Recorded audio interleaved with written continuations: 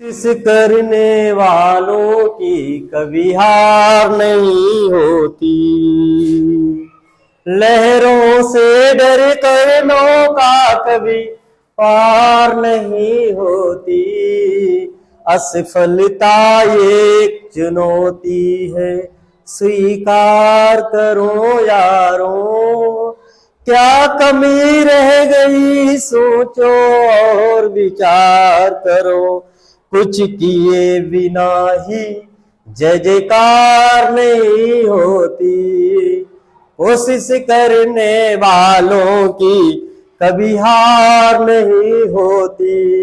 आज हरिवंश राय बच्चन की इन पंक्तियों से आप सभी छात्रों को स्वागत करते हैं। और आज हिंदी व्याकरण में मैंने कल ही बताया था कि आज का जो प्रकरण रहेगा वो समास रहेगा। आप सबके पाठ्यक्रम में समास प्रकरण पर चर्चा मैंने पूर्ववत भी की थी, लेकिन मुझे लगता है कि समास विषय पर एक वीडियो की भी आवश्यकता रही है आप लोगों के लिए। इसलिए आज मैं समास टॉपिक को बहुत अच्छे से एक्सप्लेन करने वाला हूं। सभी छात्र अपना अपना ध्यान जो है वो हमारे इस विषय की ओर लगाए। सबसे पहले हम शुरुआत करते हैं जो समास है। दरअसल समास शब्द का जो वास्तविक अर्थ होता है वो संक्षिप्त होता है। जब किसी बड़े वाक्य को हम छोटा कर देते हैं तो किसी बड़े वाक्य को छोटा कर देना ही उसका संक्षिप्त रूप कहलाता है। समास ये दो शब्दों के मेल से बनता है, सम प्लस आस। सम एक उपसर्ग का काम करती है और आस यहां मूल शब्द माना जाता है। तो समास शब्द का जब भी हमसे अर्थ पूछा जाता है तो हम बताते हैं समास शब्द का अर्थ संक्षिप्त होता है। इसके बाद हमसे पूछा जाता है सामासिक पद। तो सामासिक पद क्या होता है? सामासिक पद को कई बार हम समस्त पद भी बोल देते हैं। तो दो या दो से अधिक वाक्यों को, शब्दों को जब हम संक्षिप्त करने का प्रयास करते हैं तो वह सामासिक पद या समस्त पद कहलाता है। उम्मीद है ये सारी बातें आपके समझ में आ रही होंगी। इसके बाद हमसे पूछा जाता है सामासिक विग्रह क्या होता है। हम इसको सामासिक विग्रह या केवल ही इसको विग्रह कह देते हैं। दरअसल विग्रह शब्द का जो अर्थ होता है वो होता है अलग होना। विग्रह का दूसरा नाम होता है व्यास। हम इसे विग्रह कहें या व्यास कहें एक ही बात है। कई बार आपसे परीक्षा में पूछा जाता होगा कि समास शब्द का विलोम बताइए। तो समास शब्द का विपरीत अर्थ या समास शब्द का विपरीतार्थी शब्द या समास शब्द का अपोजिट वर्ड जब हमसे पूछा जाता है तो हम इसको विग्रह या व्यास दोनों कर सकते हैं। विग्रह भी हो सकता है और व्यास भी हो सकता है। तो इसलिए समास का अपोजिट वर्ड, समास का विपरीत वर्ड व्यास भी हो जाएगा और विग्रह भी हो जाएगा। तो पहला शब्द आपने सीख लिया होगा कि विग्रह को ही हम व्यास कहते हैं। और कई बार परीक्षा में ऐसे कठिन शब्द आपके मस्तिष्क को भ्रम में डाल देने का काम करते हैं। तो सामासिक पद या समस्त पद जब दो शब्दों को हम आपस में संक्षिप्तीकरण करने की बात करते हैं तो वह सामासिक पद या समस्त पद कहलाता है।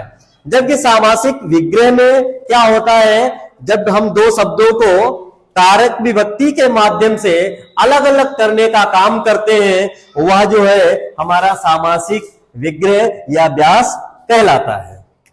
समास में हमेशा दो पद रखे जाते हैं। एक तो हम लोग पहला पद बोलते हैं, दूसरे को हम लोग जो है वो दूसरा पद बोलते हैं। पहला पद व दूसरा पद। पहला पद को हम लोग प्रथम पद भी कहते हैं और दूसरा पद को हम लोग जो है वो द्वितीय पद भी कहते हैं। द्वितीय पद भी हम इसको कहते हैं। पहले पद को पूर्व पद भी कहते हैं और द्वितीय पद को हम लोग जो है वो उत्तर पद के नाम से भी जानते हैं। अब आपको बताते हैं कि पदों को हमने आधार बनाया, पदों को हमने आधार बनाकर समास को जो है हमने 4 पार्ट में डिवाइड कर दिया।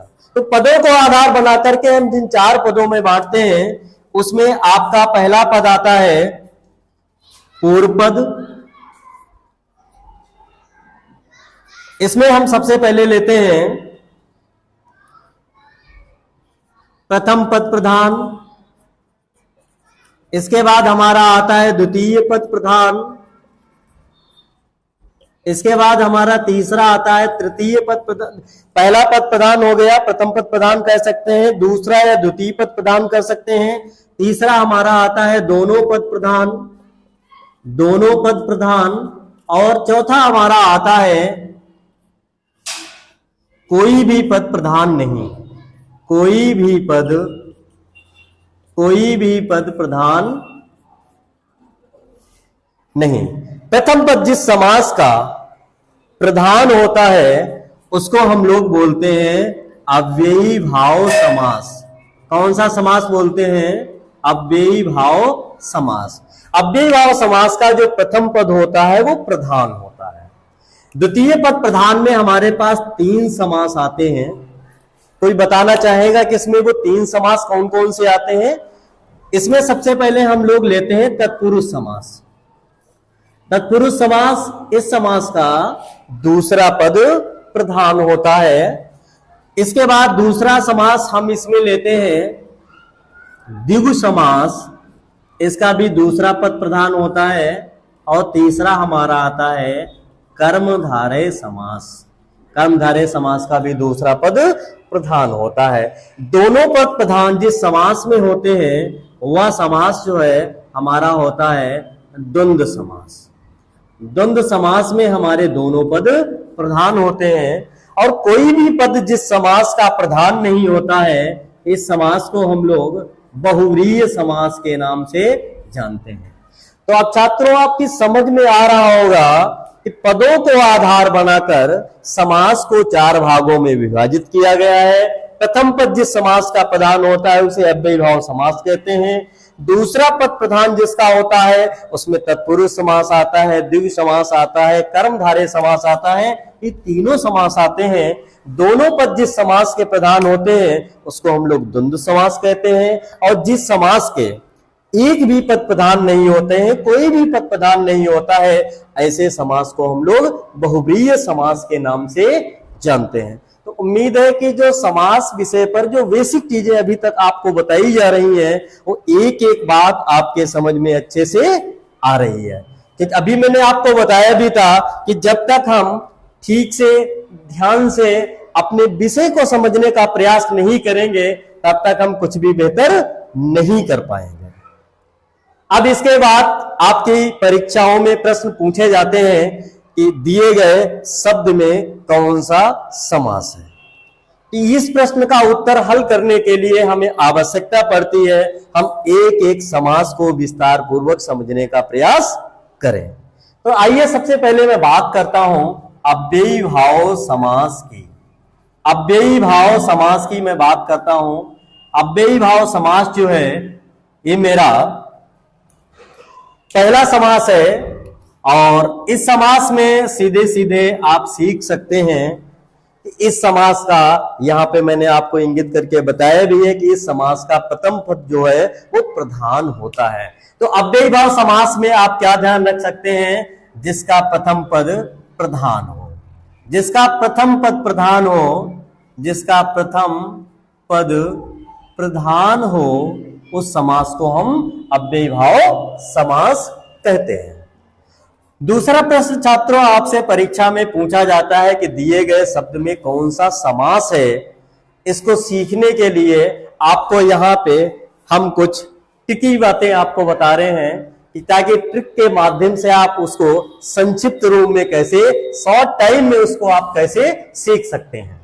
तो आपको ध्यान रखना है जहां पर उपसर्ग शब्दांशों का, जहां पर उपसर्ग शब्दांशों का प्रयोग हो वहां पर अव्ययी भाव समास होता है। जैसे प्रति, उप, आ, प्रा आदि शब्द। इन शब्दों के माध्यम से हम पहचान सकते हैं कि उपयुक्त समास में, उपयुक्त शब्द में कौन सा समास होगा। उदाहरण की अगर हम लोग बात करें तो कुछ उदाहरण आपको यहां पे दिए जा सकते हैं। जैसे प्रतिदिन, तो प्रतिदिन यहां पे प्रति आया और आपने पहचान लिया, यहां पे प्रति आया और आपने पहचान लिया कि यहां पर अव्ययी भाव समास है। पद और समास विग्रह, तो जैसा कि अभी आपको मैं बता रहा था प्रतिदिन, तो पहला हमारा उदाहरण है प्रतिदिन। इसका हम समास विग्रह क्या करेंगे? प्रत्येक दिन, हर पल, प्रत्येक पल,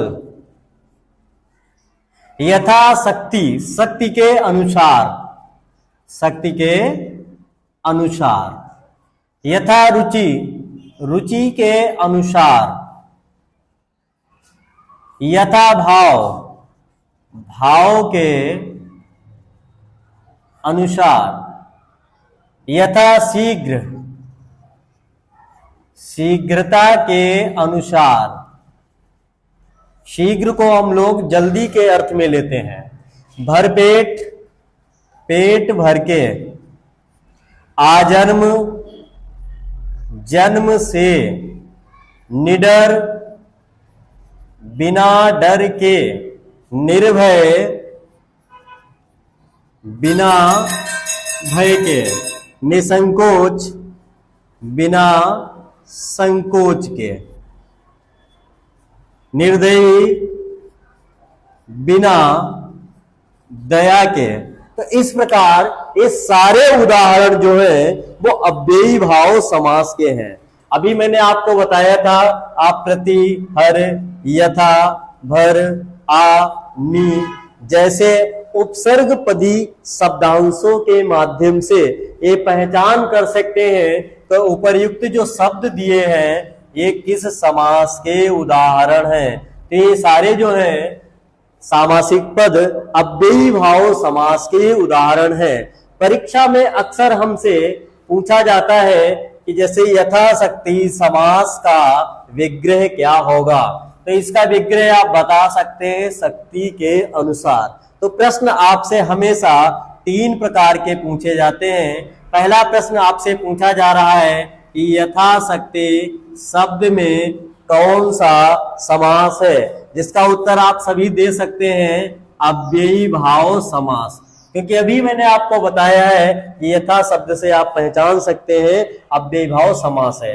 दूसरा प्रश्न पूछा जाता है यथाशक्ति शब्द का विग्रह करें, तो इसका जब आप विग्रह करेंगे तो विग्रह करने के बाद आता है शक्ति के अनुसार। तीसरा प्रश्न आपसे पूछा जाता है यथाशक्ति समास किस समास का उदाहरण है, और उसमें कुछ ऑप्शन दे रखे होते हैं। जैसे मान लिए पहला ऑप्शन है कि प्रथम पद जिसका प्रधान हो, प्रथम पद जिसका प्रधान हो।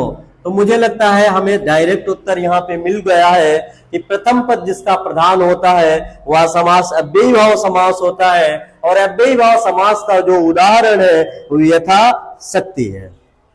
तो आप सभी लोग कमेंट करके, लाइक करके, सब्सक्राइब करके जरूर बताइए कि समास टॉपिक को जो आपने जिस तेजी के साथ डीपली आप पढ़ रहे हैं ये कहां तक आपके समझ में आ रहा है, और निश्चित तौर पर इससे संबंधित यदि आप कुछ प्रश्नों का निर्माण कर सकते हैं, कुछ समस्यात्मक प्रश्नों का निर्माण कर सकते हैं, तो निश्चित तौर पर आपका काम होगा उन समस्यात्मक प्रश्नों का निर्माण करना। और मैं आशीष शुक्लधेय आपके साथ ऐसे ही अगले वीडियो में फिर से तत्पुरुष समास को लेकर के आऊंगा कि तत्पुरुष समास की परिभाषा, उसकी विशेषताएं, उसकी पहचान और उसके ढेर सारे उदाहरण। तब तक के लिए बाय।